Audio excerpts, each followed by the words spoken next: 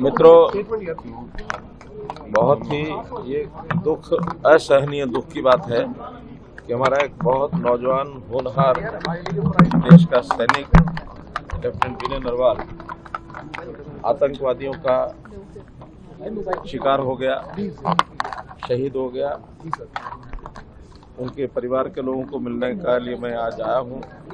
स्वाभाविक है, हम सबको इतना कष्ट है, दुख है, मन में पीड़ा है।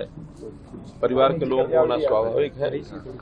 परिवार ने बहुत ही एक प्रकार से बड़े अरमान होते हैं कि बेटे को पाल पोस करके और एक अच्छे मुकाम पर उसको पहुंचाया है। देश की सेवा के लिए लंबे समय तक उसने सेवा करनी थी, लेकिन जिस प्रकार की घिनौनी हरकत हुई है, आतंकवादियों ने की है, इसकी मैं निंदा करता हूं, घोर निंदा करता हूं। और साथ ही और जो 25 लोग उनके साथ मारे गए हैं, एक नागरिक नेपाल के भी हैं।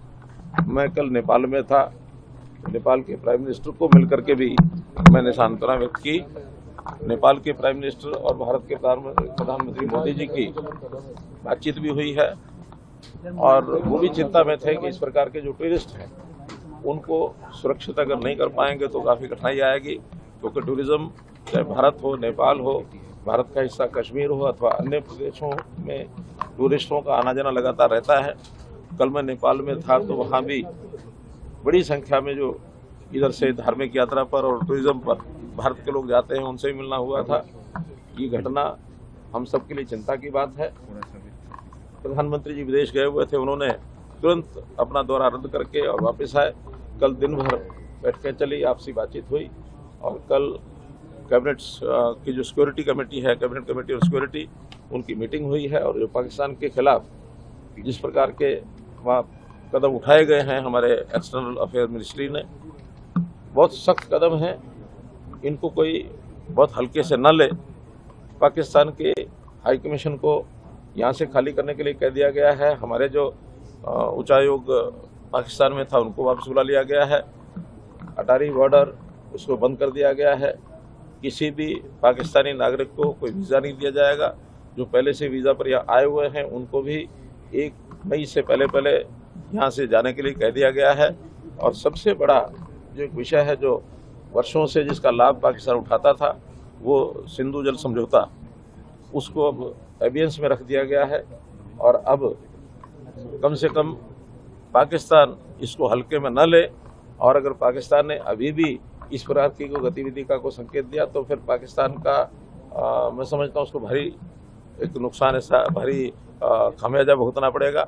आज दुनिया के देश इस मामले में आतंकवाद के खिलाफ हमारे साथ खड़े हैं और किसी भी प्रकार की कार्रवाई आतंकवाद को दबाने के लिए, इन घटनाओं का बदला लेने के लिए भारतवर्ष को जो करना होगा ज़रूर करेंगे। प्रधानमंत्री जी, हमारे रक्षा मंत्री, हमारे विदेश मंत्री, सब इस पर बहुत बारीकी से नज़र रखे हुए हैं। और आज all party meeting Rajnath Singh ji की अध्यक्षता में वो भी हो रही है। सभी पार्टीज के लोगों ने इस घटना को कंडेम किया है और मैं समझता हूँ देश एक है, मजबूत है। सारे देश में इसका जो रोष है वो प्रकट हो रहा है। एक विषय और जो नई बात ध्यान में आई है कि अभी तक आतंकवाद के खिलाफ कश्मीर के लोग नहीं दिखाई देते थे, लेकिन पहली बार ये भी है कि कश्मीर के लोग आतंकवाद के खिलाफ आज बोले हैं। यानी कल उनके बाजार भी बंद थे। आगे से आतंकवाद को कश्मीर के लोग भी सहन नहीं करेंगे। कश्मीर पुनः शांति के रास्ते पर, जिससे काफ़ी समय से 370 धारा हटने के बाद आया है, उस रास्ते पर ही बढ़ेगा। और ऐसी गतिविधियों को हम हर कीमत पर रोकने का प्रयत्न करेंगे।